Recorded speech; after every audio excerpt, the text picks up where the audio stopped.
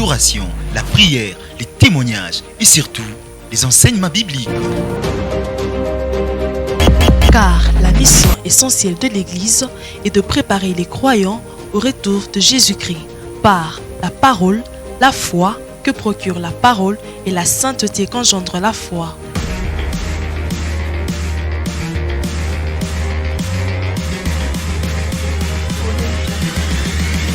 Nous sommes au numéro 37 de l'avenue André Lumbu, au quartier Golf Hippique, non loin du bâtiment Nyota. Cordial, Bienvenue à tous.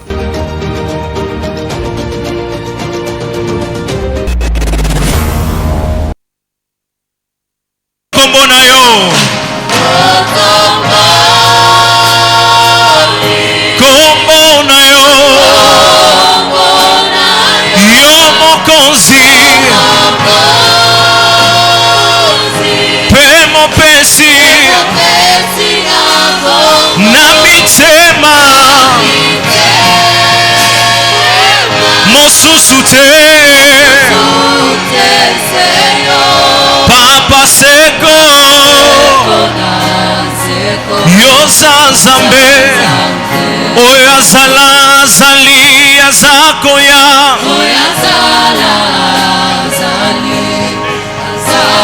Oh Totomo Likombo na yo Yahweh Kombo na yo Yomo Konzi Pemo pesi na pema Na mitema Mosusu Oh Papa Seko na Seko Yozanzambe Oh Yozala Zali Azakoya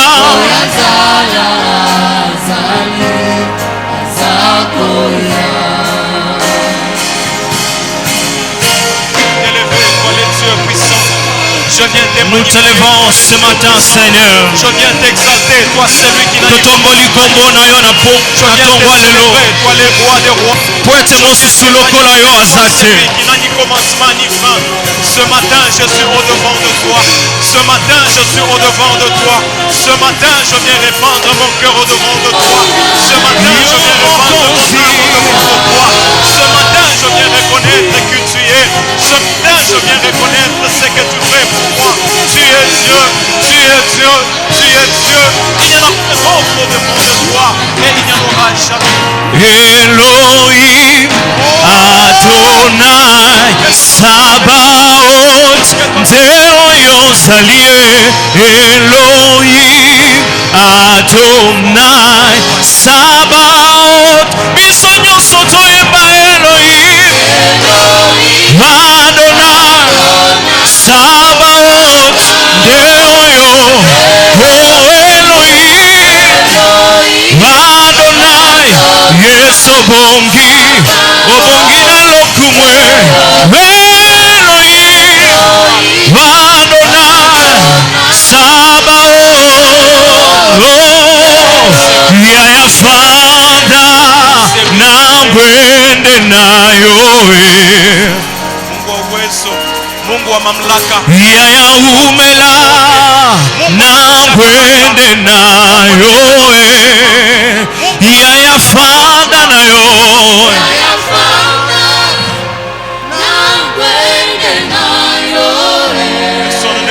yaya umela nayo na gwende. Encore une fois, yaya fada nayo.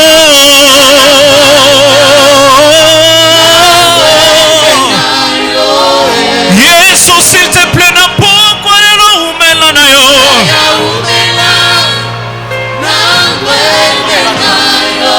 Oh likolo yembie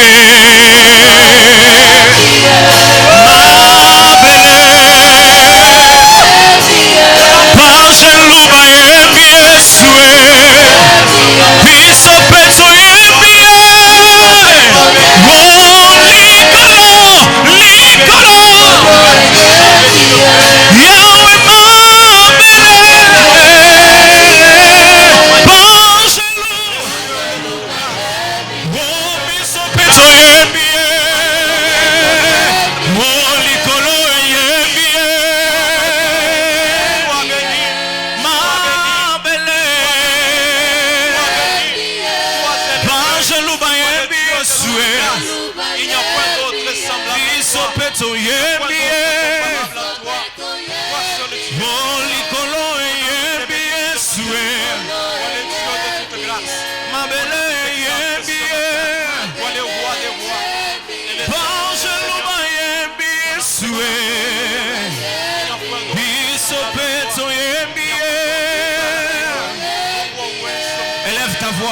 ta voix, élève ta voix, élève ta voix.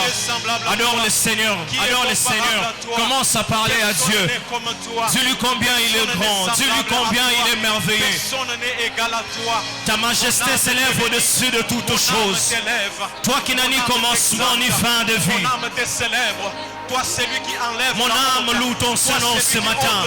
Tout de moi se prosterne au devant de ta sainte présence. Tu es digne ce matin, Seigneur. Digne de notre louange, digne de notre adoration. Qui est comme toi, Seigneur? Au ciel parmi les anges, nul n'est comme toi. Sur la terre parmi les hommes, nul n'est comme toi. Parmi ceux-là qui sont descendus au fond de la terre, nul n'est comme toi. Toi seul tu es Dieu. Toi seul tu es Dieu. Les secours qui ne manquent jamais. Les dieux puissants, les dieux redoutables, l'étoile brillante du matin, celui qui agit au-delà des pensées, au-delà de la prière, au-delà de ce que nous attendons. C'est toi Jésus, c'est toi l'Éternel, c'est toi le roi des rois, c'est toi le Seigneur des seigneurs, c'est toi le Dieu tout-puissant, c'est toi qui appelles à l'existence les choses qui n'existaient pas et elles arrivent à exister. C'est toi qui ordonnes et elles arrivent. Seigneur, qui est comme tu es celui que nous élevons ce matin. Tu es celui que nous chantons ce matin. Tu es celui que nous célébrons, Seigneur. Dans nos vies, dans nos âmes, sois loué. Mon âme te célèbre.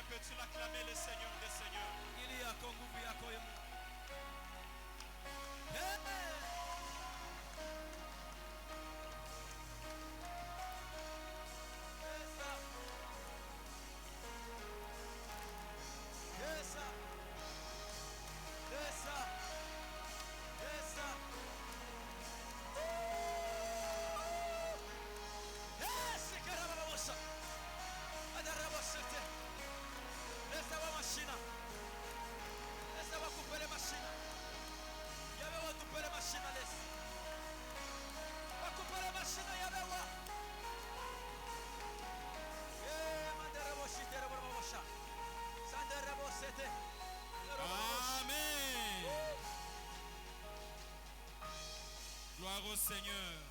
Sifa Gloire à notre Dieu. sifa kwa Mungu Il wetu. est temps d'écouter la parole. Yanakuwa wakati wa kusikia neno. La chorale va récupérer sa place. Wala atapumzika. Nous allons inviter les pasteurs Jonathan. Namwita mchungaji Jonathan. C'est lui qui va nous parler ce matin. Yeye tena atatusemezea asubuhi ya leo. Il s'approche du haut de la chair. Anakaribia hivi kwa madhabahu. Et nous acclamons aussi pour cette grâce qu'il est pour nous. Nasi tunashangilia juu na pia zawadi juu yetu.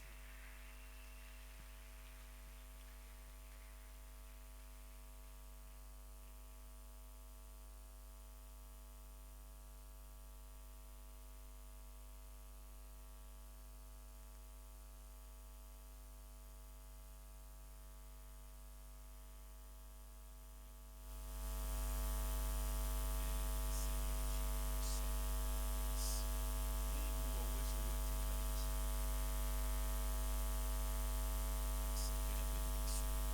C'est baraka. Mungu abariki tena mali nyingi.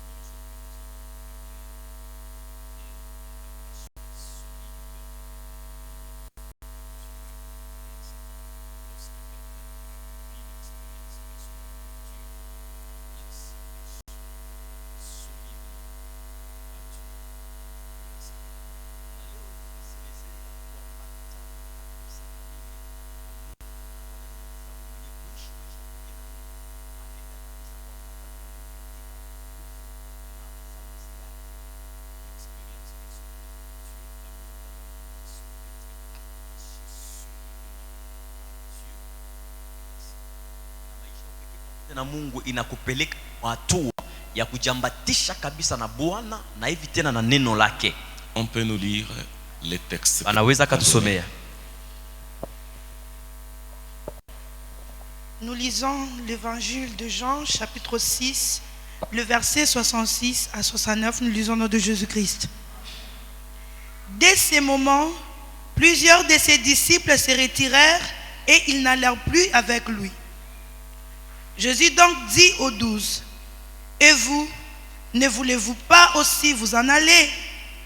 Simon-Pierre lui répondit, « Seigneur, à qui irions-nous? Tu as les paroles de la vie éternelle.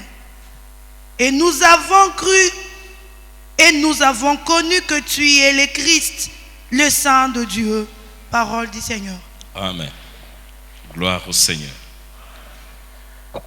Alors, nous avons dit que lorsque quelqu'un entre dans la dimension de vivre en réalité ce que Dieu est par sa puissance, na tunasema kama mmoja anaingia muhatua ya kwenda kuishi kwa ukweli Mungu ndani ya uwezo yake, il y a un plus qui s'ajoute dans sa vie. kuna kuya kitu kimwa kinazaidisha ama kiakuongezeka kwa maisha yake. Et ce plus là, c'est ce que nous appelons l'avantage, ou ce que la personne profite à partir de ce qu'il a vu et vécu de la réalité de l'existence de Dieu dans sa vie. Kenye ule mtu kupata ni hayo kenye tunaita kusema faida ile mtu anapata katika kenye anaona kutendewa kwa Mungu maisha yake. Nous avons dit qu'il y a plusieurs avantages Tunasema kuku mafaida ya mingi pour celui qui expérimente Dieu. kwa yule mwenye anaishi Mungu.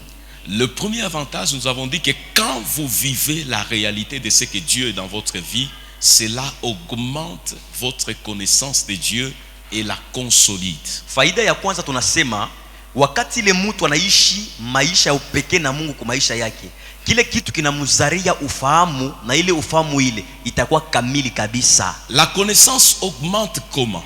Ile ufahamu inaongezeka namuna kani? C'est-à-dire, vous n'étiez qu'au niveau théorique de la connaissance de Dieu. Manake murukuya paka muatua ya misemo bule ya ile nelekea Mungu. Avec l'expérience, vous entrez dans une autre dimension expérimentale ou pratique de ce que vous avez entendu de Dieu. C'est-à-dire, votre connaissance augmente du fait que vous quittez la théorie vers ce qui est palpable ou pratique. Na ile ufahamu inaongezeka namuna kani? Inafika mkuongezeka muatua kusema unaanza kuishi bile benye ulishikia, manake atua inakutosha mumisemo ya hadithi na nakupeleka katika maneno ya kuishi. Et déjà ce que vous vivez de Dieu, ça vous entraîne dans une dimension d'une autre révélation au-delà de ce qui est théorique. Munaishi na Mungu binamipeleka muatua ingine kushindia atua ya misemo na hadithi mulisikiliza. Et carrément même cette connaissance que vous recevez de Dieu sur le plan pratique, elle vous rend solide, elle devient solide. Na ile ufahamu yenye unapokea kutokea kwa Mungu kupitia maisha ya kutenda inapatia ruhusa ya kuikala. Quelles que soient les pensées des hommes que vous pouvez entendre, Ingenikuya mawazo ya batu unaweza kusikia, quels que soient les raisonnements humains, quels que soient les raisonnements philosophiques, cela ne peut pas bouger cette connaissance que vous avez déjà acquise sur base de l'expérience avec Dieu. ingenikuya mafikiri ya watu wala mafikiri ya kisiasa akitaweza kabisa kukutenkesha, sababu bile urishi na unaona na Mungu wako abitaweza kutenka. Et cela affecte même votre attitude vis-à-vis de Dieu, vis-à-vis des choses de Dieu, et ça vous transforme. Na ile inaingia kabisa kwa maisha yako, inakubadilisha. Hali yako inabadilika mbele ya Mungu, hali yako inabadilika mbele ya bitu ya Mungu. Le deuxième avantage, Na faida ya pili, c'est que lorsque vous vivez la réalité de Dieu par la démonstration de sa puissance, wakati unaishi ukweli wa Mungu kupitia kionyosho ya uwezo wake, cela vous rassure que Dieu est avec vous et que vous êtes avec lui. kinakupa hakikisho ya kusema Mungu ni pamoja na weye uko pia pamoja na Mungu.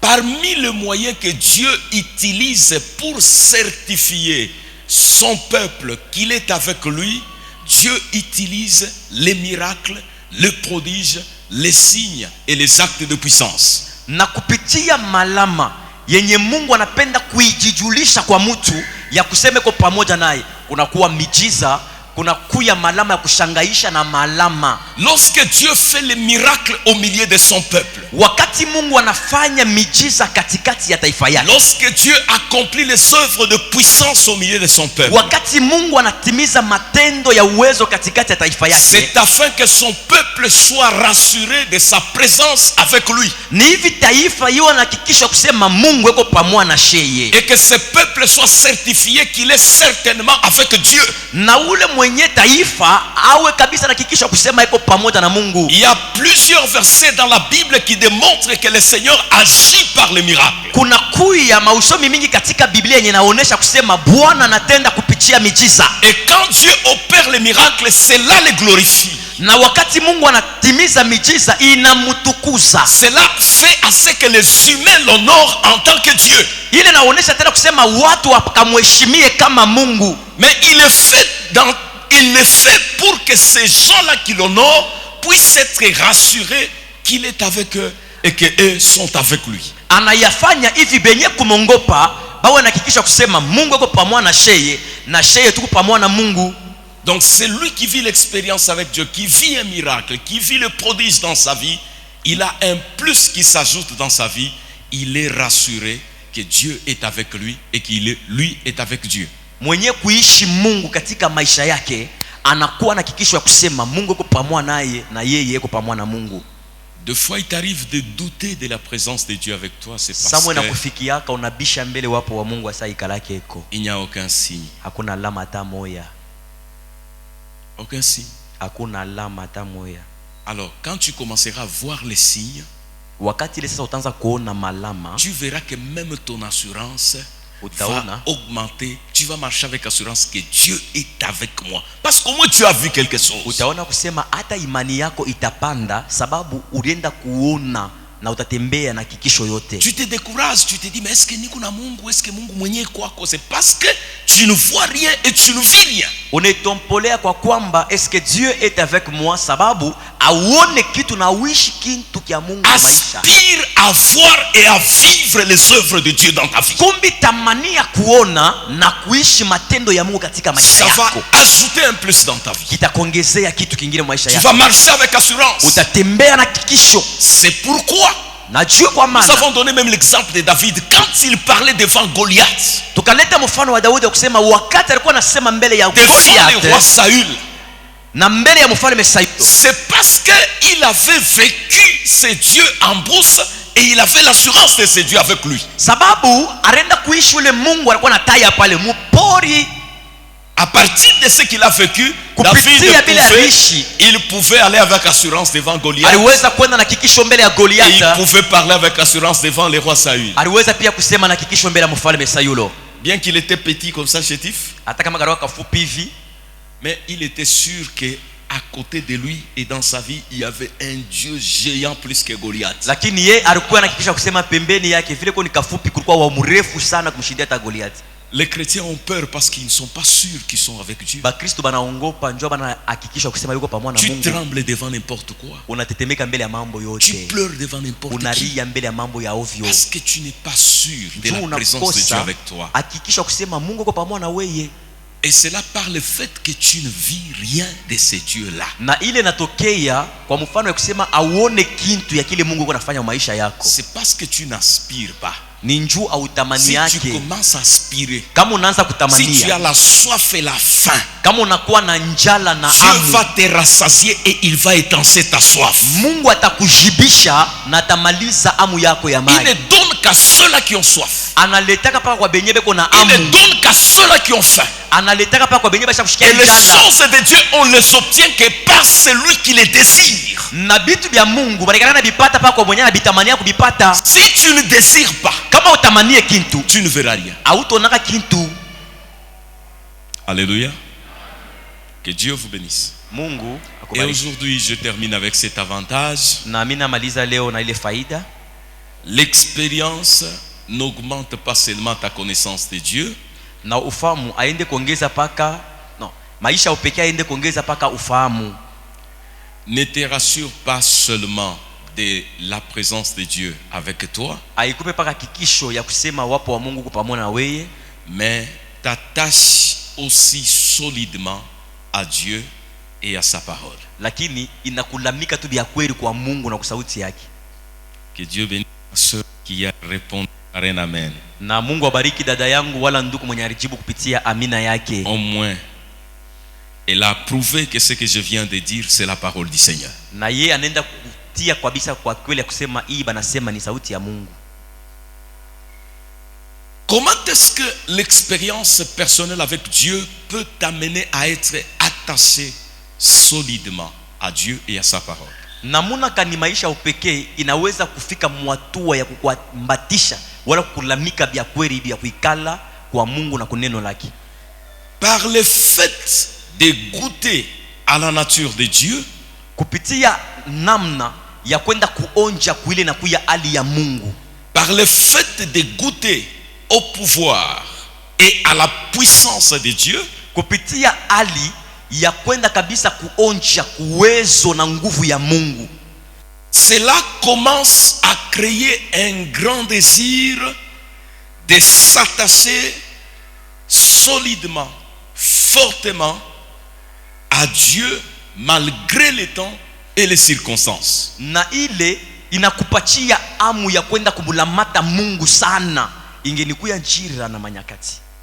Lorsqu'on goûte à la puissance de Dieu, wakati unaonja kuwezo ya Mungu, lorsqu'on goûte à la nature et au pouvoir de Dieu, wakati ile unapimba ku hali ya Mungu na kuwezo yake, cela crée un grand désir dans le cœur de celui qui a goûté à cela. Ile inenda kuumba amu ya nguvu sana muro ya ule mwenye anaenda kugonja. Et ce désir, ça les pousse à se coller, à s'attacher fortement et solidement à Dieu, quel que soit le temps et les circonstances que la personne traverse. Na ile amu inamsukuma amulamate Mungu sana kwa nguvu, ingelikuwa jira na manyakati. C'est-à-dire suite à ce que la personne a vu et vécu de Dieu. Manake binatokea kubile mtu anaenda kuishi na kuona kwa Mungu.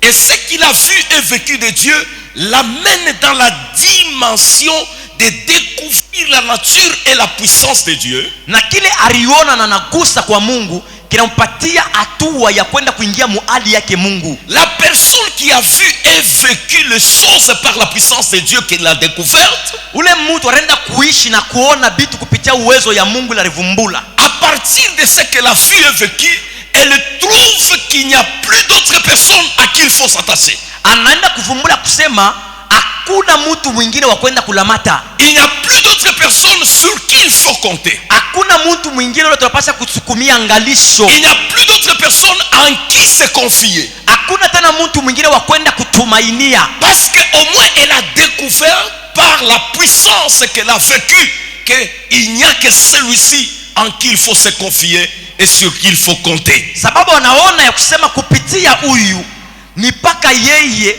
ndio wa kwenda kutumainia, yeye ndio wa kuegemea. Parce que par la puissance de Dieu, kupitia uwezo wa Mungu, Dieu accomplit des actes étonnants. Mungu anatimiza matendo na shangaisha. Il accomplit des choses qui dépassent l'entendement des hommes. Anafanya vitu binashindia akili ya bantu. Il accomplit des choses extraordinaires que nous appelons miracles. Anatimiza vitu binashutusha tunaita miujiza. Lorsque la personne vit les miracles dans sa vie, wakati mtu anaishi miujiza mu maisha yake, cela pousse la personne à comprendre, inamsukuma mtu kwa kuelewa que là où l'ordinaire ne pouvait rien pour lui, asema kule bantu bakuweza kufanya kitu juu yake, il y a quelqu'un qui a un pouvoir extraordinaire sur qui il faut compter. Kuna mmoja kuna uwezo ya kabisa sana kwa ule tunapaswa kuhesabia. Il y a quelqu'un qui a un pouvoir extraordinaire en qui il faut se confier. Huko mmoja kuna madaraka kushangaisha na tunapaswa kumtumainia. Et quand la personne expérimente cela, wakati ule mtu anaishi ce qu'elle a vécu pousse à ce que la personne se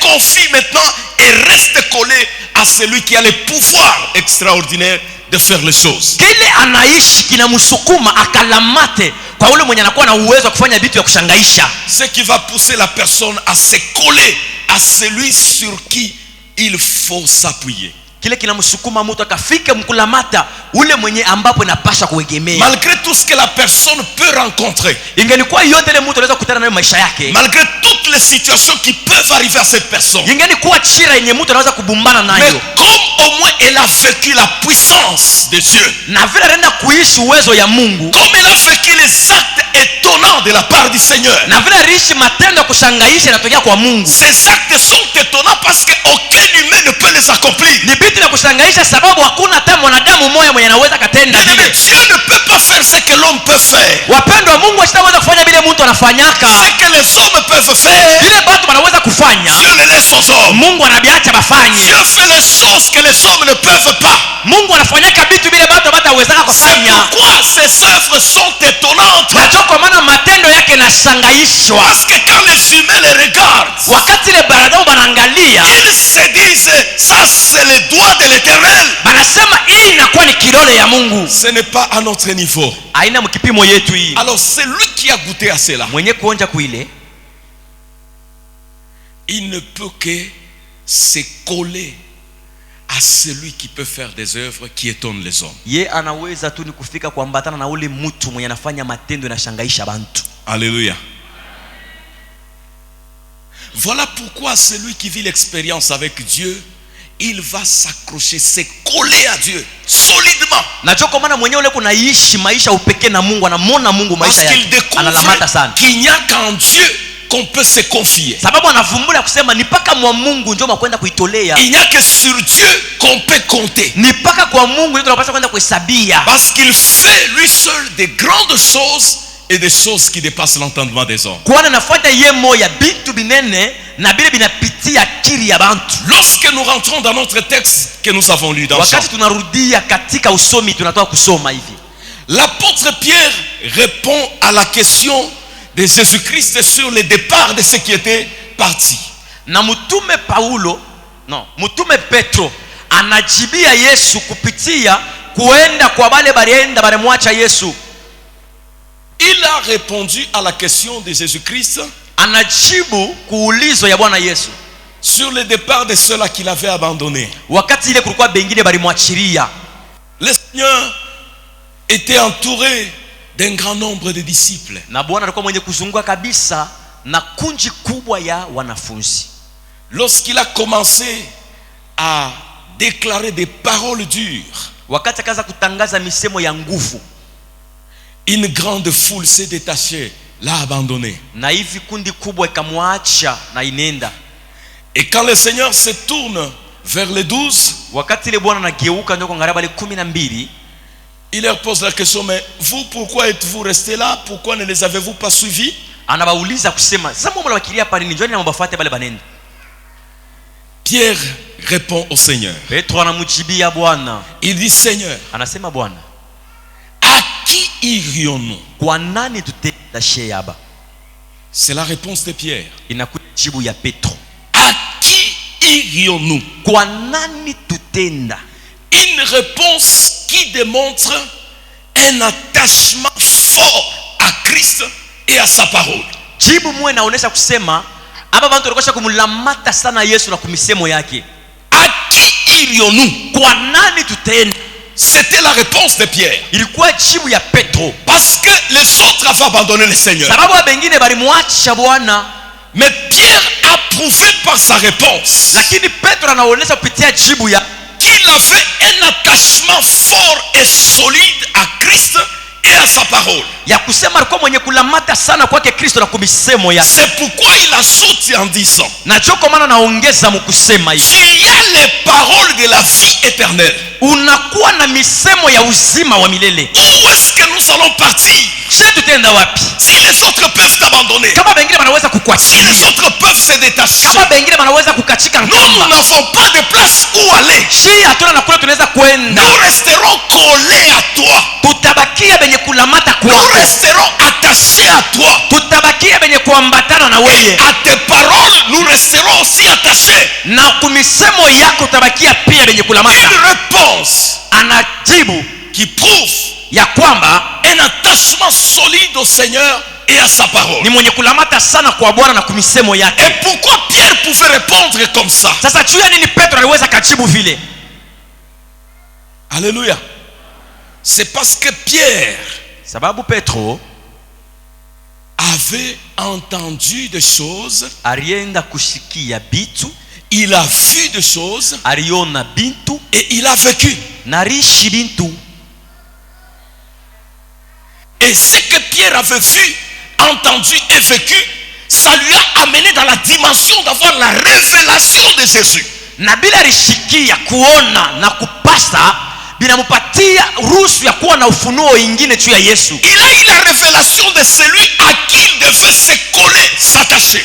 Anapokea ufunufu juu ya mwenyewe ambapo anazidi kulamata sana. La révélation n'est pas venue en vain. Na ile ufunuo ikutoke mumpepo. Pierre avait entendu des choses. Na Petro alishikia bintu. Pierre a vécu des choses. Petro alishi bintu. Il a vu des choses. Petro aliona bintu. Tout ce qu'il a vu, entendu et vécu, bila vyote aliona kusikia na ça kuishi. l'a amené dans la dimension d'avoir la révélation sur Jésus. Binampatia hatua ya kwenda kuwa na ufunuo juu ya Yesu. Pierre a compris que le seul à qui on peut s'attacher, c'est celui-ci.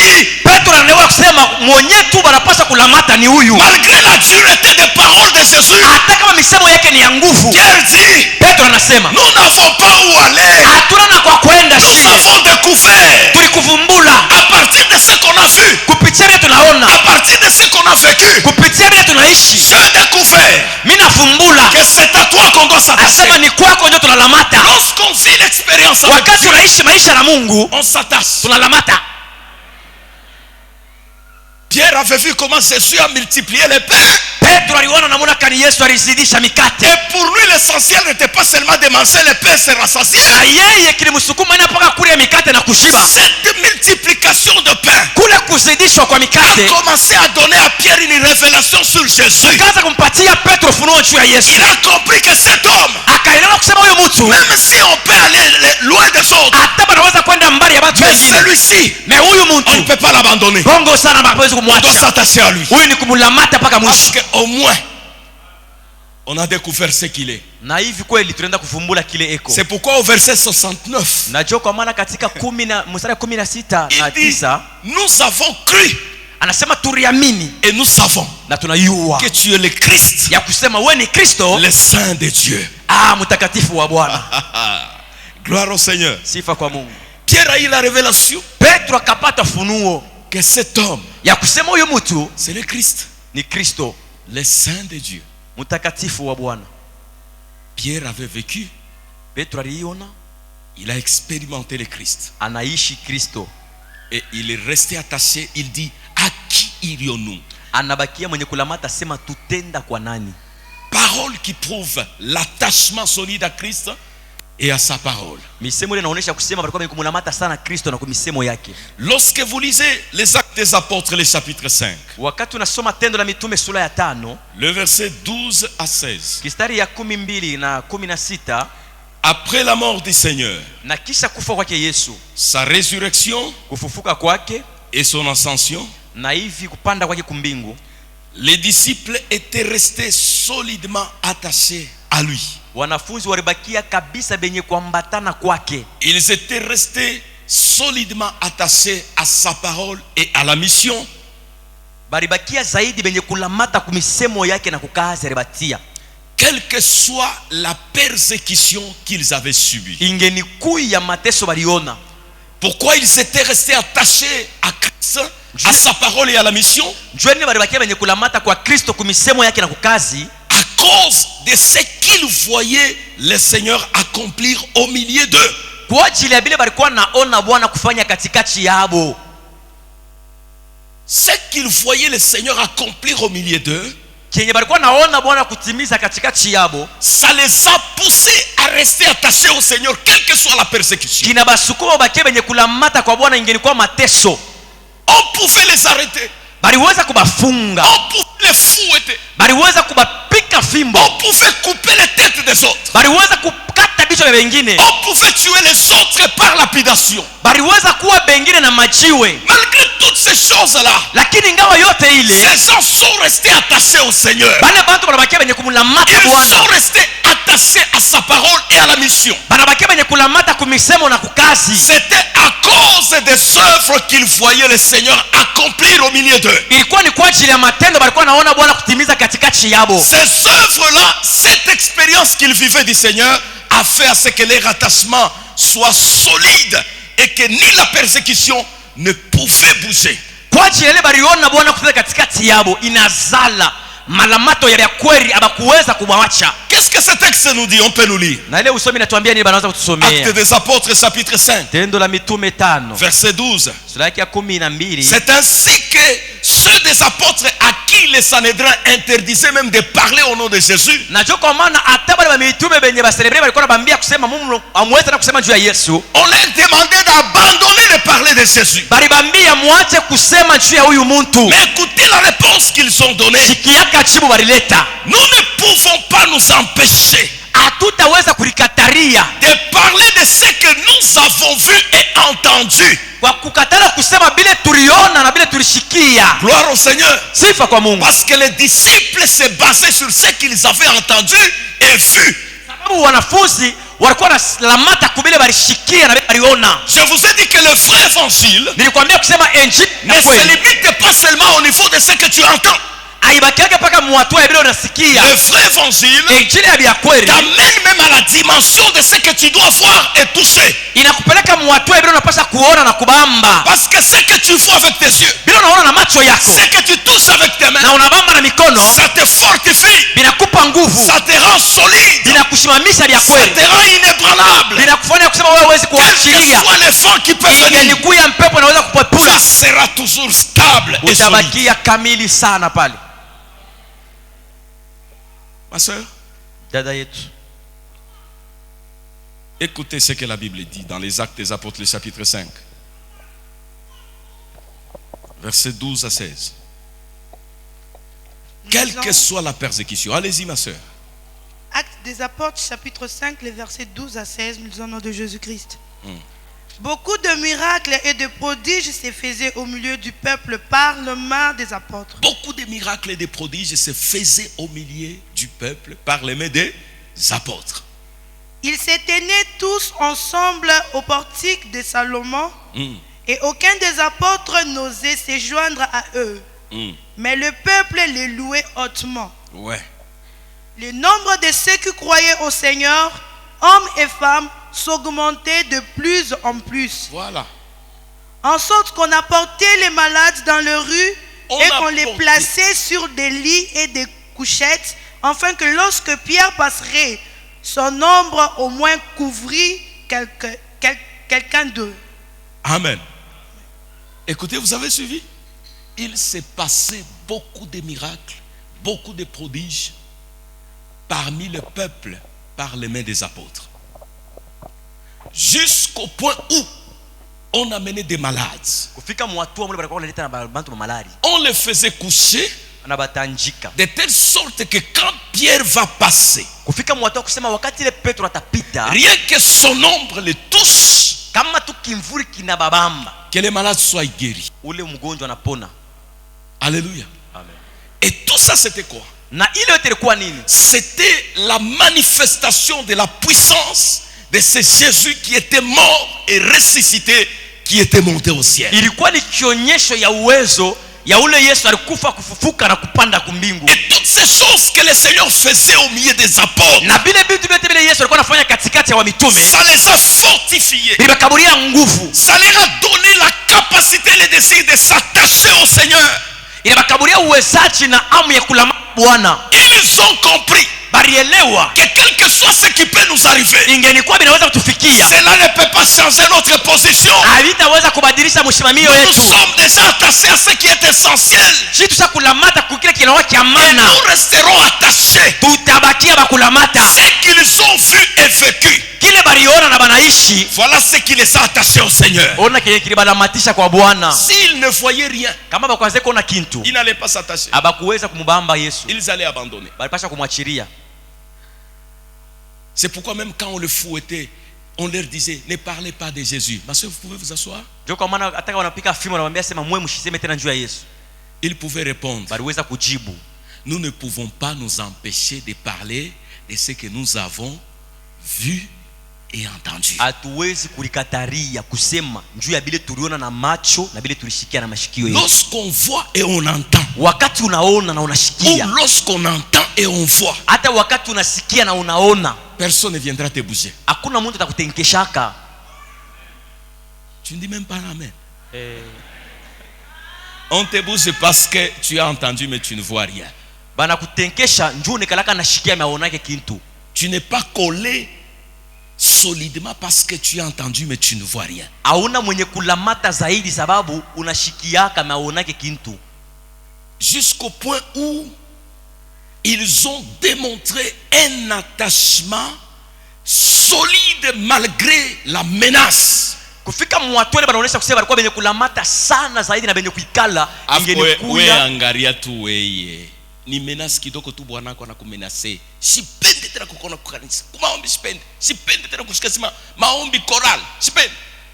Kunaishi banakupatia na repo na bushingishi bunaingiriria hapo. Jo we kubungilana unapata sa motif. Ni paka baulize ni nini? Ha, papa imashi kwa shakuwaka. Jo ashakusema sema sipende kukona mubia makorale bile. Nikushikie. Sasa mitafanje si Biblia sasa soyez soumise. Ni mambo. Soyez soumise hein? Mkwe watilifu ha? C'est parce que tu as entendu mais tu n'as pas vu. Mauyaonaka. Celui qui voit, Mwenye anaona il entre dans une autre dimension. anaingiaka mwatua ingine. On ne peut pas le détacher de ce qu'il a vu. Abatawezaka kumutosha kubila shakuona na macho. Ils ont dit, jugez vous-même, nous ne pouvons pas nous empêcher de parler de ce que nous avons vu et entendu. Asema mwe benye mwende muangalishishe ama musabie muchakule, hatutaweza kulikataria kwa bile tulishikia na tunaona na macho. Un niveau d'attachement très élevé, Hatua moya kulamata ya yulu, au point d'accepter même les risques à cause de ce qu'on a vu, ce qu'on a entendu. fika tamu hatua ya kuichikia kufua juu ya bile tulishikia na tunaona. Alléluia. Et des gens comme Paul qui pouvaient dire, Na bantu kama Paulo baliweza kusema, je suis prêt non pas seulement à être lié, niko tayari hapana tu ya kusema batanibamba bananifunga, mais encore à mourir à Jérusalem pour le nom de Jésus-Christ. lakini zaidi ni kufuata ku Yerusalemu njutu ya njina ya Yesu. Il voyait la mort venir. Alianza ko na lufuluku na kuja. Un prophète lui a dit, Na nabii moja il alimwambia, prend sa ceinture, anakamata mshipi, il se lie, anerifunga. il dit le propriétaire de cette ceinture, Anasema mwenye mshipi, je le vois être ce que je suis en train de faire. na mimi namuona kuya hiki niko nafanya. Là où il est en train de partir, Kule konenda on va le lier, batamfunga. comme je suis en train de le démontrer. Baka hivi niko naonesha. Paul a vu, Paulo anaona si c'est toi tu tremblerais kama alikuya wewe ulipaswa kutetemeka. et tu vas trembler jusqu'à donner tout ce que tu as. Utatetemeka paka mwatoa kuleta vyote vile uko navyo. Paul a vu cela. Paulo aliona vile. Il dit ceci, Anasema hivi, ce n'est pas peur moi shongope mie d'être lié. ya kusema nifunge, Je ne suis pas seulement prêt à être lié, sina paka tayari njoba mais nifunge, à cause de celui que j'ai entendu et vu. lakini kwa kule mwenye mimi naenda kusikia na vile miliona, Je suis prêt même à aller jusqu'à la mort. niko tayari ya kwenda hata Je ne kulufu. peux pas me détacher. Sitachanaka naye, J'accepte mimi nechika même la mort hata lufu à cause du nom de Jésus. kwa ajili ya jina ya Yesu. Quel niveau très élevé d'attachement au Seigneur. Ni hatua kanyenye kuinuliwa kabisa kwenda kulamata kwake Il Yesu. n'y a que celui qui a entendu, qui a vu et touché, Ni qui paka peut arriver jusqu'à ce niveau. alisikia, anaona na anagusa, anaweza kufika mwili hatua. Si aujourd'hui nous avons des chrétiens qui abandonnent facilement le Seigneur, Na leo kama tuna bakristo wale kuna mwacha Bwana tu wepesi, c'est parce que la plupart viennent au Seigneur, ni njuba mingi banakuyaka kwa Bwana, ils entendent parler du Seigneur, banashikiaka banataja mais ils Bwana, ne voient rien de ce que le Seigneur peut faire. lakini shimoko ya bile Bwana anaweza kufanya baone. Voilà ce qui fait que quand ils se retrouvent devant certaines situations, Najua kile ils nafanya kusema abandonnent facilement. wakati banajikuta mbele ya mambo mwa fulani mu maisha, Toutes ces banaacha preuves tu. d'attachement solide au Seigneur et à sa parole Na hii maonesho yote ya malama kwenda kulamata kwa Bwana na kusauti yake sont le fruit d'une expérience personnelle avec Dieu. inakuya matunda ya maisha ya upekee pamoja na Mungu. Et cette expérience personnelle avec Dieu qui est la plus haute dimension de la révélation personnelle de Dieu à l'homme. Na ile hatua ya kwenda kuishi Mungu inakuya hatua yenye kuinuliwa kabisa ya kuvumbula Mungu maisha ya mtu. Par l'expérience personnelle, Kupitia maisha ya upekee Dieu t'élève dans la dimension de la révélation de ce qu'il est et ce qu'il peut faire pour les hommes. Mungu anakuinua muatua ya kile eko na kile anaweza kufanya juu yako. Ce que tu n'as pas découvert par la théorie, par ce que tu as entendu, Bila uwezi kuvumbula kupitia bila unashikiliza, tu le découvres par ce que tu vis de Dieu.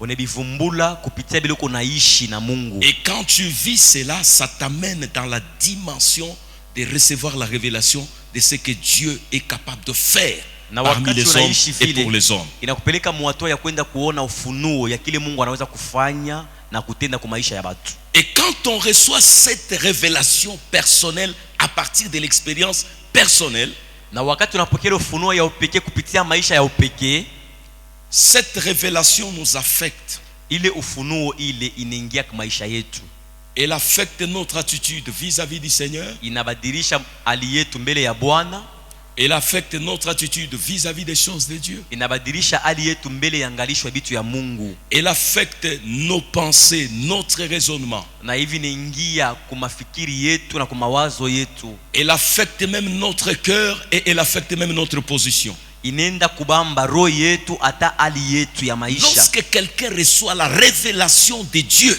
Wakati mtu anapata ufunuo wa Mungu par les choses qu'il voit Dieu accomplir dans sa vie, kupitia vitu vile anaona Mungu kufanya kwa maisha Dieu yake, lui révèle une autre dimension de sa nature. Mungu anamuonesha hatua ingine ya hali yake. Par cette révélation, la vie de cette personne est affectée. Kupitia ile ufunuo maisha ya ule mtu inagusiwa, Son attitude change hali yake inabadilika vis-à-vis de Dieu et des choses de Dieu. mbele ya Mungu na mbele ya bintu vya Mungu. Son attitude change Hali yake inabadilika vis-à-vis de la mission qu'il a devant le Seigneur. na mbele ya kazi ile anakuwa nayo upande wa Bwana. Même ses pensées changent. Hata mawazo yake Son inabadilika, raisonnement change. mawazo Sa inabadilika, position change. msimamio yake S'il inabadilika. ne pouvait plus encore s'appuyer sur le Seigneur, Kama kuweza tena kuegemea Bwana mais à cause de la révélation, kwa ajili ya ufunuo, il arrive à découvrir anafika mkuvumbula qu'ici il y a un appui sûr. ya kusema hapa peko tegemeo ya Il kweli, change de position.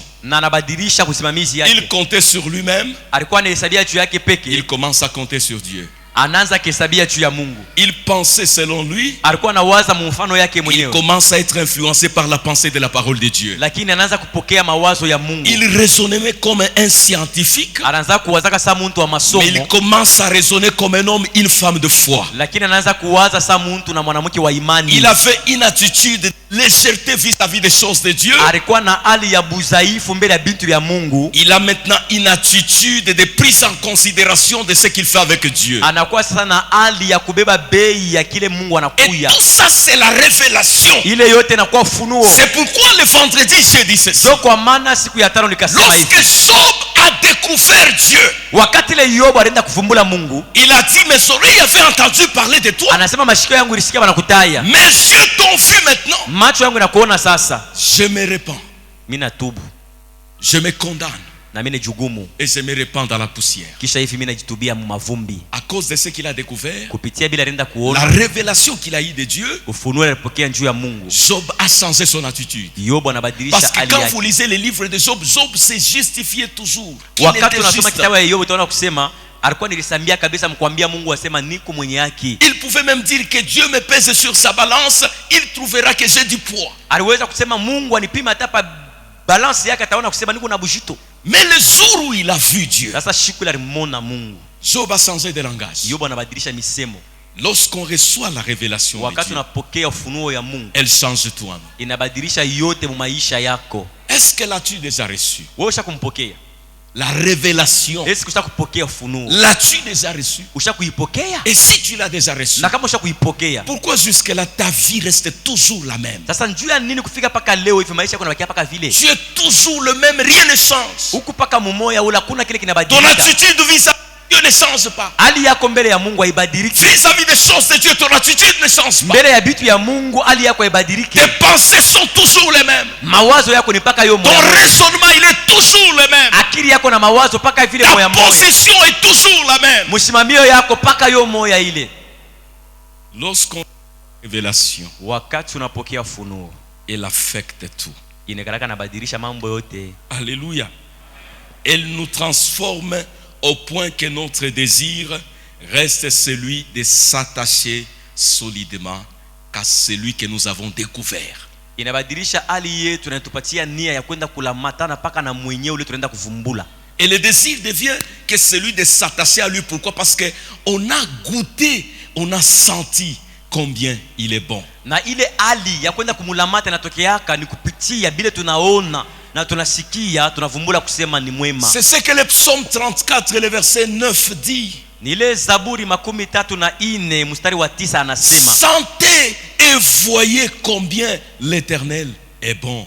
na hivi muone na muonja kusema wa milele ni mwema. Ma sœur, tu dois sentir et voir combien l'Éternel est bon. Dada yangu unapasha kuonja na kusikia kusema Mungu ni mwema. Celui qui a déjà goûté, qui a senti, qui a vu que Dieu est bon, Ula sa kuonja na nasikia ya kusema Mungu ni mwema, il n'a qu'un seul désir: eko paka na amu moya, rester attaché à Dieu, abakie mwenye kulamata kwa Mungu, rester attaché aux choses d'en haut. abakie mwenye kulamata kubintu bya Parce yulu. qu'il a goûté, Njua sha kuonja, il a senti et il a vu que Dieu est réellement bon. anaona na anapima nashika sema Mungu ni mzuri sana. Est-ce que tu peux dire à celui qui est à ton côté, Dieu est bon? Sema kuna leo kumpembena kwa sema Mungu ni mzuri. Mungu ni mwema. Est-ce que quand tu le dis là, tu as déjà senti? Ushashiki? Tu as déjà goûté? Ushakuonja ako tu. Ah, c'est lui qui goûte, Mwenye anaonjaka, qui sent et qui voit. anapima na anashikia naona. Il n'a qu'un seul désir: Anagalaka na nia moya tu. rester collé toute ma vie à cet homme qui est bon. Abakie mwenye kulamata maisha yote mjima kwa huyu mtu anakuya mwema. Collé, Mulamate solidement. kulamata kwa bia kweli kule kwa utaweza kubandula. Kuna pita na kwa super glue. Super glue na bambe hivi inakukaukia, unashindwa kufungula hivi. Mais inaweza pa kutoka. Itatoka paka. Hata wanakuwa na kabwembe banapitisha mo itatoka. Mais Itatoka paka. collé attaché ya Mungu hii. Ya Yesu. Ni kusema hata banakuwa banapika hivi. Iko sawa, unaweza kuingiana na Mungu, hakuna namna utoke. Amen.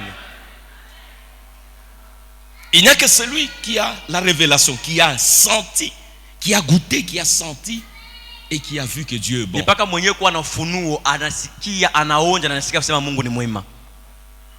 Je vais terminer par te dire ceci. Namaliza mkukwambia hivi. Cet attachement au Seigneur Kule et à sa parole kulamatana kwa Bwana kule. éprouvé dans les moments difficiles. Inikalaka naonekana mumanyakati ya nguvu. L'attachement au Seigneur, Kulamatana na Mungu, on ne prouve pas cela quand tout va bien. abekaleke nayonesha wakati ile kwako kuku ni salama. Parce que quand tout va bien, tout le monde marche bien. Kama biote biku ni salama, bantu bote beko salama. Kama unakuria bien, kabukari kako, busubuhi tuchai, unakunwa, unakuria na kamkate, mayonnaise, mableba mule ndani, kisha akani midi, unakuria kabukari kako bien. Ile c'est les onction kukanisa ni paka alléluia. Amen, alléluia. Dieu est bon. Atukuziwe. Alors chaque jour nous te voyons à l'église parce que tout va bien. Quand tout va bien, tout le monde marche bien. Wakati ile tunakuona kumisa biote biku bien kwako, biote biku tu bien. Quand tout va bien, tout le monde marche bien. Wakati ile biote biku bien, bantu bote banatembea bien. Tout le monde prouve qu'il est attaché à Dieu. Bantu bote banaonekana sasa kumulamata Mungu. Mais l'attachement à Dieu Sasa kulamata kwa Mungu éprouvé dans les moments difficiles. inikalaka naonekana mumanyakati ya nguvu. C'est-à-dire c'est devant les épreuves et les tentations que l'on prouve que l'on est attaché solidement à Dieu. Ni kusema ni mbele ya bipimo, mbele ya mambo yote tunaonaka mtu kusema huyu ni mwenye kulamata kwa Mungu. Ces situations-là viennent comme un vent.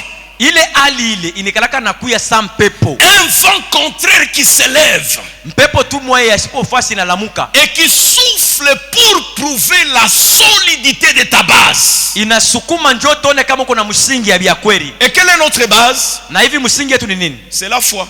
Imani. C'est cette foi qui t'amène à l'expérience avec Dieu. Ni ile imani na kupeleka kuishi maisha ya upekee na Et c'est Mungu. cette foi qui te pousse à t'attacher à Dieu. Ni ile imani na kusukuma tena ukalamatana na Alors Mungu. quand les épreuves et la tentation s'élèvent, Sasa wakati ile mambo na vipimo vinalamuka, c'est comme une tempête qui vient dans le sens contraire. inakuwa saa zoruba yenye inalamuka mwali ya nyuma. Ça nous amène dans le sens contraire pour prouver la solidité de notre base, de ta foi, ta confiance en Dieu. Inakupepula njoo ene fashi pale kushimamia tumaini yako mwa Mungu. C'est pendant ce moment-là où il y a un vent contraire qui vient Ni ile wakati panakuya pepo na kuwa na hali ya nyuma que nous devons prouver que nous sommes attachés à Dieu par rapport aux choses que nous avons vues autrefois et vécues avec Dieu. na ni kule tunapenda kuonesha kusema tuku penye kulamata kwa Mungu kupitia vitu vile tuliona na tunaishi na Mungu. Lorsque nous rentrons dans Jean chapitre 6, Wakati tunarudia katika Yohana sura yake ya 6 mule, l'attachement de la multitude des disciples qui étaient autour de Jésus kulamata kwa wanafunzi wengi wenye walikuwa kazunguka Yesu et des 12 qui étaient avec lui na wa 12 wenye walikuwa pamoja naye a été éprouvé par la parole dure du Seigneur. ilienda kupimwa kupitia misemo ya nguvu ya Bwana. Avant, ils étaient tous là-bas. Na mbele bote walikuwa kumkongo kule. Ils ont vu les pains, comment on a multiplié les poissons. Banaona mikate na Ils ont samaki. mangé, rassasiés et ils sont laissés. Kushiba paka na kutapikia hapo yule.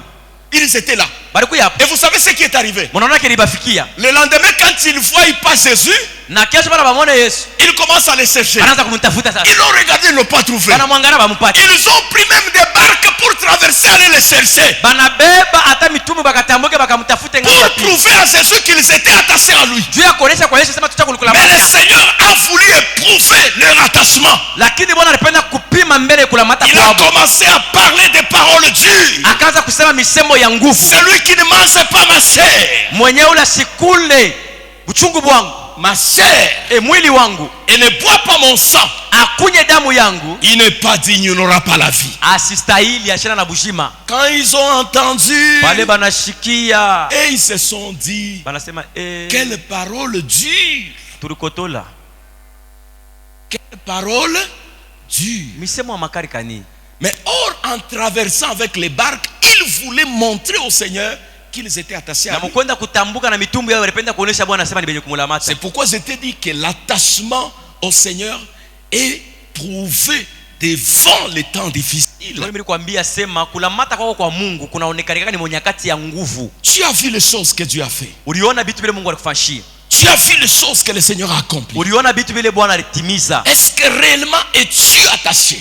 Eti biakoro kumwenye kulamata. Ton attachement va s'éprouver. C'est quand tu seras devant les épreuves et les tentations. Kulamata kwako kutaonekana wakati utakuya mbele ya mabipimo na mbele ya mambo. Lorsque le Seigneur est monté au ciel, Wakati Bwana anapanda kumbingu, l'attachement des apôtres avait été éprouvé par la persécution. na kulamata kwa wanafunzi kurenda kupimwa kupitia mateso na masumbuko. Pour que les apôtres prouvent qu'ils étaient attachés au Seigneur. Wanafunzi waonesha kusema kama kumlamata Mungu. Ce n'était pas à cause des temps faciles. Haikukuya wakati ile Il bilikuwa sawa. fallait qu'il y ait la persécution Ilipasa kukuya kuwawa afin qu'ils prouvent l'attachement que ce qu'ils avaient vu de Jésus, ce qu'ils avaient entendu, ont fait à ce qu'ils restaient collés. juba waoneshe kulamata kwamba kusema bile baliona na balishi na Yesu binafanya kusema waliko benye kulamata sana kwake. Et les apôtres ont démontré cela avec le courage qu'ils avaient et l'audace. Na wanafunzi wakaonesha ile kupitia nguvu walikuwa nayo na udari. Parce qu'ils avaient déjà goûté à la puissance de Dieu. Sababu walikuwa benye kuonja kuwezo ya Mungu. Lorsqu'on a déjà goûté, Wakati ilosha kuonja, quel que soit le temps qu'on traverse, ingenikuya ali unatambusha, nous restons toujours attachés à celui que nous avons goûté par sa puissance. tunabakia paka benye kulamata kwa ule turenda kuonja kupitia uwezo yake. Notre attachement est éprouvé par des situations, des sollicitations de la part du monde et du diable. Kulamata kwetu kunaenda kupimwa kabisa kupitia maaliko ya dunia na kuita kubintu byake. Nous qui sommes là aujourd'hui, Shaba tuko hapa leo, nous ne vivons pas ce que les apôtres ont vécu. atuishi bile wanafunzi warishi. Mais nous, notre attachement Sasa shie kulamata kwetu est éprouvé par de nombreuses sollicitations de la part du diable inaonekana kupitia maaliko ya mingi sana ya shetani et de la part du monde. na dunia. pour nous détacher de Dieu njuu ya kwenda kutotanisha na Mungu et nous attacher au diable. na kulamata kwa shetani. Et ces sollicitations viennent par la magie, Mata kule kunatokea kupitia njia ya maarifa, le fétichisme, madawa, l'occultisme, uchawi, l'escroquerie, buishi, les mensonges bongo et beaucoup d'autres choses que nous connaissons que le monde nous offre. na bingine bia mingi sana bila tusha kuyua dunia na tuitiaka abio. Et ces sollicitations viennent avec les manquements. Na ile aliko inakuyaka na kukosewa. Lorsqu'on manque, Wakati unakosa, le diable te sollicite. shetani anakuya kuambia sema C'est dans angalia cette situation-là que tu dois prouver que tu es attaché solidement parce que tu as déjà vu et vécu. Et il n'y a que celui qui a vu et vécu qui peut tenir pendant un temps où il y a plusieurs sollicitations du diable. ni mwile adu unapasha kuonesha kusema kumekulamata kwa Bwana kupitia bila unaona na unaishi na Mungu. Mon frère, Ndugu yangu, nous sommes un temps où les gens manquent et ils ont difficile de supporter les manquements.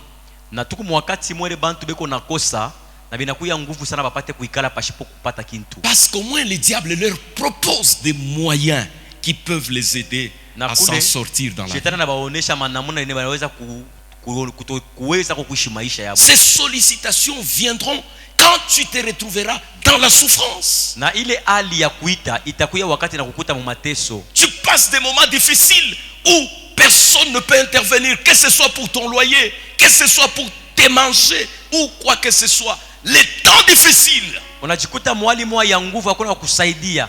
Ikuwe njoo ya kulipa nyumba yako, ikuwe njoo ya biashara na kolewa na bingine. C'est pendant ces temps-là que le diable vient te solliciter, que tu te détaches de Dieu et que tu t'attaches à Ni lui. mwile hali shetani anakuwa kukuita njoo uachane na Mungu mulamate yeye.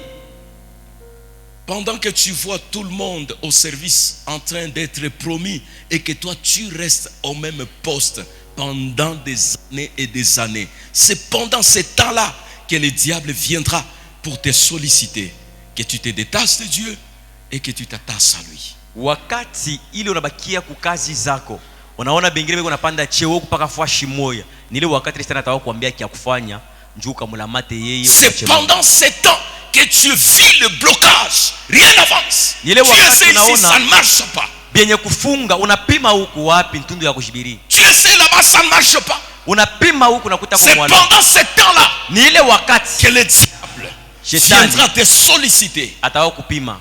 pour te proposer des moyens Njoo kupimisha sema afin que ngarama tu namuna te yoyi. détaches de Dieu et t'attaches. Umwache Mungu à lui. huyo huko ngambo. C'est pendant ce temps que tu souffres d'une maladie Ni ile que wakati tous ile les médecins unagonjwa. n'ont pas su te guérir. Unalukula malari moya ile ba munganga kuna hata munganga moya mwenye anaweza Que le kutunza. diable viendra te solliciter. Juu shetani atakuya kukupima sasa. Mais écoute bien, Shikia sasa mzuri nikwambie. ce que tu vas préférer à vivre maintenant Bila utatamania kuishi hapa avec sasa Dieu na Mungu et avoir, na kuona. voilà ce qui doit te consolider dans ton attachement à lui et à sa parole. Ni ile inapasha kuikarisha kabisa kukwenda kumulamata yeye na kusema kwake. Désire vivre quelque chose de la Tamani. part du Seigneur dans ta vie. Kuishi kitu kimoya mu upande ya upekee kwa Parce maisha que yako. ce que tu vas vivre maintenant Sababu bila utaona hapa sasa va te consolider dans ton attachement au Seigneur lorsque tu vas te retrouver devant les sollicitations du diable et du itakupatia monde. nguvu wakati unajikuta mbele ya mapimo ya shetani na utajama. Parce que quand tu vas te retrouver devant les sollicitations du diable dans les situations difficiles, Sababu wakati unajikuta mbele ya maliko ya shetani na mambo nguvu, tu vas regarder à ce que Dieu a fait. utangalia kubile Mungu alifanya. Et lorsque tu vas regarder ce que Dieu a fait hier pour Na toi, wakati utangalia bile Mungu alifanya jana, cela va te redonner confiance. ile itakupatia tena tumaini. Cela va te redonner espérance Itakupatia tena que hakikisho celui qui a agi hier ya kwamba mwenye alikutendea jana est capable d'agir aujourd'hui devant eko cette na uwezo situation. wa kutenda leo mbele ya hii mambo. C'est pourquoi aujourd'hui, Jo kwa maana leo tu dois aspirer à vivre quelque chose du Seigneur dans ta vie. unapasha kutamania kuishi kitu kimoja kia Bwana maisha yako. Devant ce que tu traverses comme situation, Mbele ya ile unapitisha kama mambo, tu as besoin de voir le Seigneur agir. una lazima kumuona Bwana kutendea. Et ce qu'il fera pour toi aujourd'hui, Na kila atakufanyia leo ça va consolider ton attachement à lui. kitenda kuikarisha kabisa kulamatana. Lorsque demain tu vas te retrouver devant une autre situation, Wakati kesho unajikuta mbele ya mambo ce que tu as vécu aujourd'hui le dimanche, kile unaona leo siku ya ça va juma te fortifier pour espérer encore kitakupatia tena nguvu za kutumaini que celui qui a agi hier ya kusema na nitendea a la jana capacité d'agir aujourd'hui. iko na uwezo wa kunitendea Il a leo, encore la capacité d'agir demain iko na uwezo wa kutenda kesho jusque yake dans l'éternité. na kufika mpaka milele. Voilà ce qui peut t'aider. Tazama kile kinaweza kusaidia. Voilà pourquoi Dieu fait cela aujourd'hui dans nos Najua kwa vies. maana Mungu anafanya ile leo maisha yetu. Et la Bible termine en disant: Biblia inamaliza mkusema hivi: le royaume de Dieu ne consiste pas en paroles, mais en puissance. ufalme wa Mungu aisimamie mumisemo, lakini katika uwezo. Et si la puissance est là, Na kama uwezo iko kwako, c'est pour qu'elle produise des effets. ni juu ipate kuzala matendo. Là où il y a la puissance, il y a toujours les effets de la puissance. Washi peko uwezo panigala paka matendo ama matokeo ya uwezo.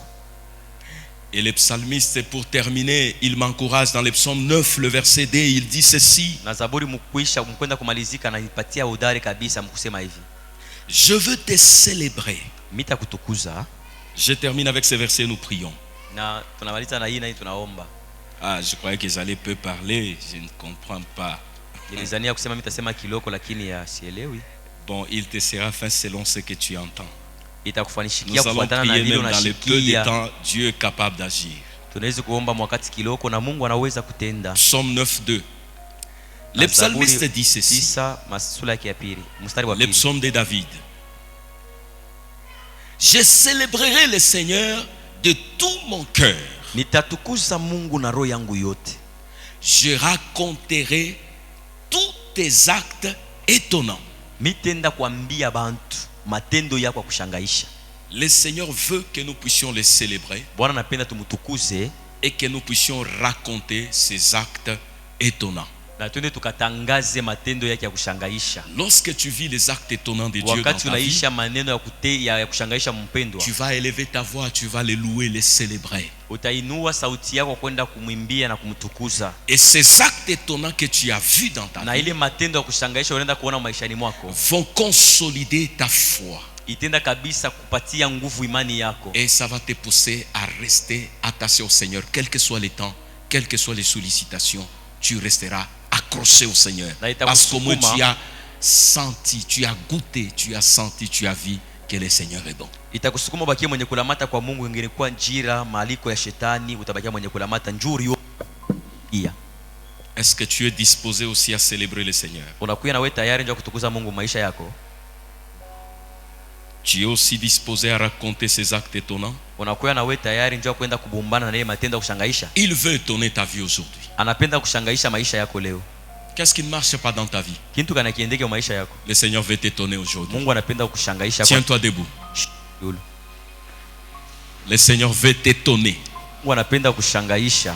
Qu'est-ce qui ne marche pas? Kitu kana kiendelea maisha yako. Aujourd'hui, le Seigneur veut t'étonner. Bwana anapenda kushangaisha. Parce qu'il fait des actes étonnants. Sababu anatenda matendo Et yanashangaisha. il le fait pour que toi tu les célèbres. Na anayafanya hivi wewe mtukuze. Aujourd'hui ta prière, Leo maombi yako tu vas dire: Seigneur, itasema Bwana, accomplis tes actes étonnants dans ma vie. fanya matendo ya kushangaisha maisha yangu. Jusque là ce sont les problèmes qui m'étonnent. Na leo ni mambo tu yananishangaisha.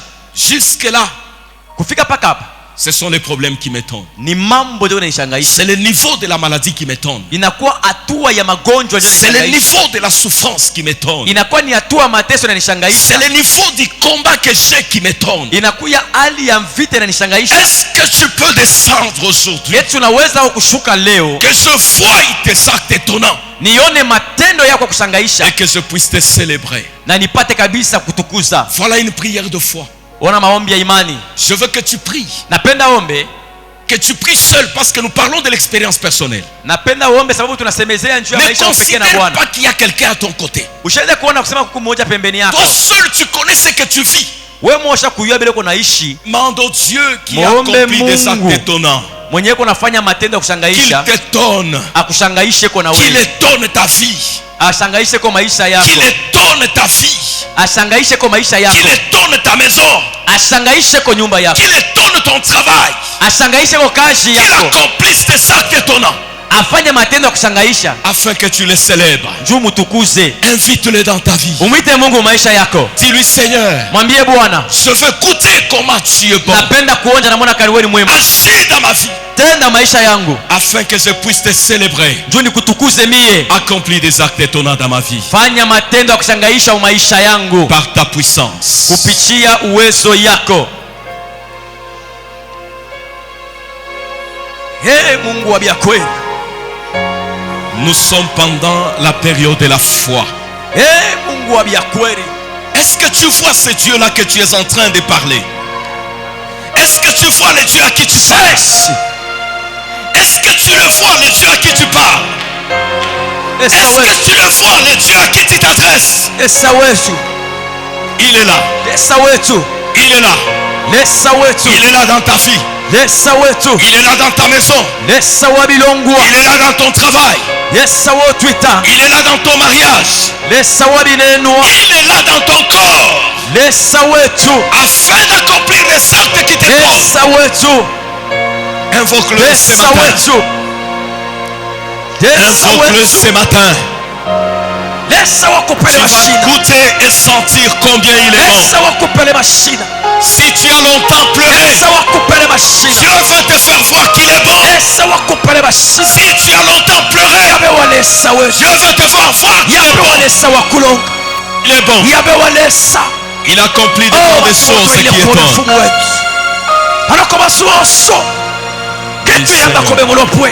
Nous sommes là, Seigneur. Nous sommes là, Seigneur. Nous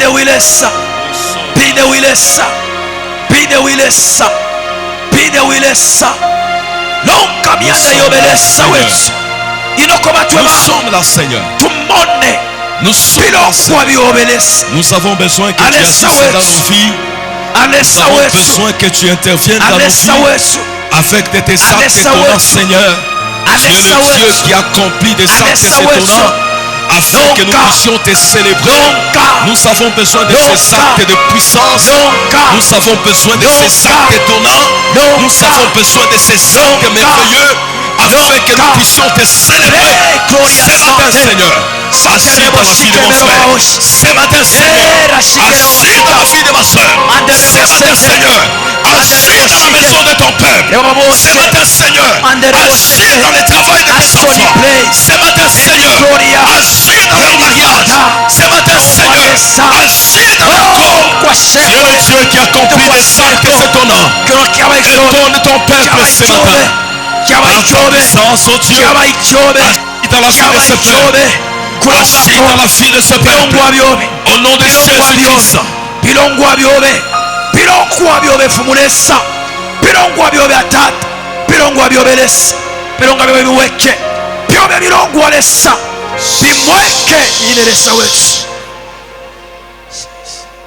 Je veux que tout le monde soit concentré. Vous qui êtes au balcon, à la première ligne, reculez. Reculez là où il y a les chaises. Soyez concentrés. Vous allez récupérer vos places après la prière. Et toi qui es ici, concentre-toi. Ferme tes yeux. Ne prie pas souvent avec la distraction. Les yeux toujours ouverts. Je veux que tu vois ce Dieu qui fait des actes étonnants par la foi. Ferme tes yeux que tu le vois par la foi. Et que tu vois sa grandeur. Tu vas invoquer maintenant sa puissance. Le Seigneur est celui qui agit par sa puissance. Et la Bible dit que le royaume de Dieu ne consiste pas en parole mais en puissance. Dis au Seigneur, je veux voir ta puissance dans ma vie. Qu'elle descende dans mon corps. Qu'elle descende dans ma maison. Qu'elle descende dans mon mariage. Qu'elle descende dans mon travail. Qu'elle descende dans tous les domaines. Invoque la puissance de Dieu. C'est cette puissance qui va commencer à accomplir des actes étonnants. Lorsque la puissance de Dieu descend, il y a des choses étonnantes qui se passent.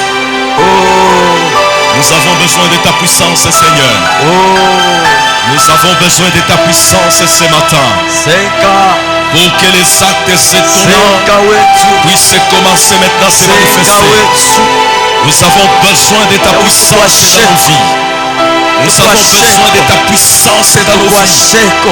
Nous avons besoin de ta puissance dans nos vies. Nous avons besoin de ta puissance dans nos maisons. Nous avons besoin de ta puissance dans nos corps. Nous avons besoin de ta puissance dans nos mariages. Nous avons besoin de ta puissance dans nos activités. Nous avons besoin de ta puissance. Qu'elle commence à agir. La puissance de Dieu. Qu'elle commence à opérer des miracles, des prodiges, des guérisons, des délivrances, des consolations. La puissance de Dieu. Nous l'invoquons ce matin. Que la puissance de Dieu commence à descendre maintenant. Seigneur, descends ta puissance. Seigneur, descends ta puissance. Seigneur, descends ta puissance. Descends ta puissance dans la vie de mon frère. Descends ta puissance dans la vie de ma soeur. Descends ta puissance dans la vie de mon frère. Afin que les choses qui peuvent étonner puissent s'accomplir. Afin que les choses étonnantes s'accomplissent maintenant dans la vie de mon frère, dans la vie de ma soeur. Que ta puissance accomplisse, oh Dieu, les choses que les hommes ne pouvaient pas accomplir. Que ta puissance, oh Dieu, accomplisse maintenant les choses que le monde ne pouvait pas accomplir. La puissance de Dieu par le Saint-Esprit. La puissance de Dieu descend dans ce matin. Saint-Esprit de Dieu, nous invoquons ta puissance. Qu'elle commence à libérer ce peuple des choses qui ne glorifiaient pas ton nom, des choses qui n'honoraient pas ton nom, des choses qui étaient captives, des choses qui l'accablaient, des choses qui les pouvaient. La puissance de Dieu libère ce peuple. La puissance de Dieu bénisse ce peuple. La puissance de Dieu comble le peuple de la grâce de Dieu. Que la puissance de Dieu descende.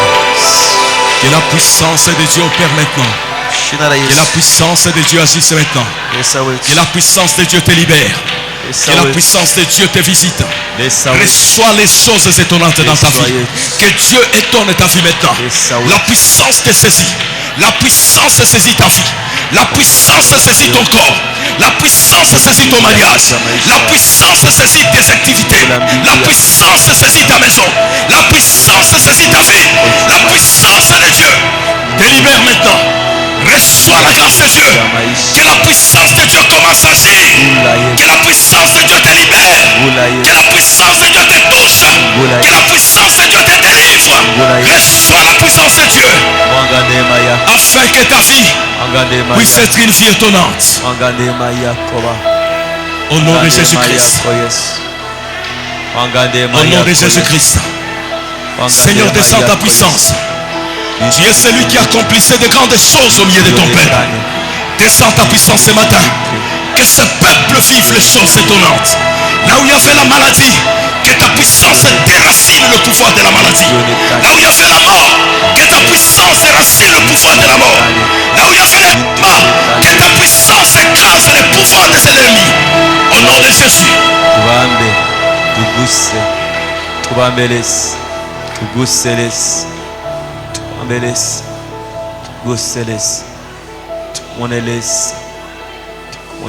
Sois calme. La main de Dieu est en train d'agir. Il est en train de te libérer par sa puissance. Toi qui étais malade, la puissance de Dieu descend dans ton corps. Toi qui avais des problèmes, la puissance de Dieu descend dans ta vie. Toi qui avais des difficultés dans ton mariage, la puissance de Dieu est en train d'agir maintenant afin que les choses étonnantes se produisent. Sois calme.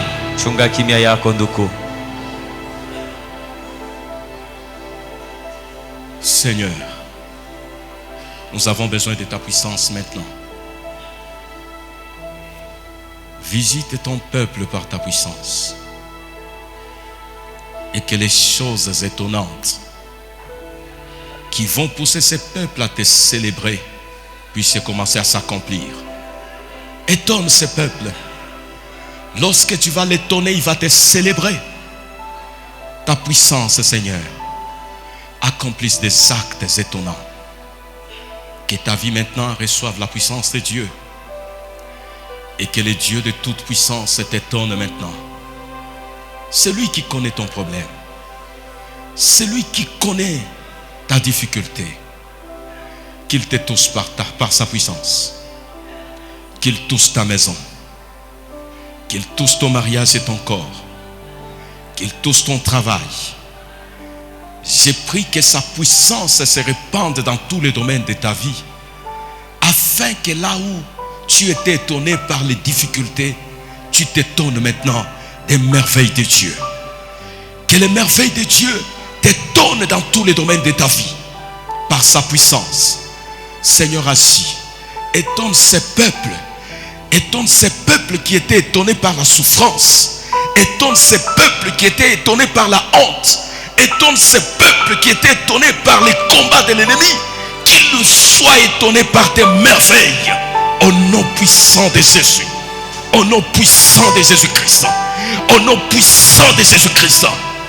Que Dieu accomplisse par sa puissance ces merveilles dans ta vie. Et que ta bouche les célèbre. Au nom de Jésus-Christ. Amen. Amen.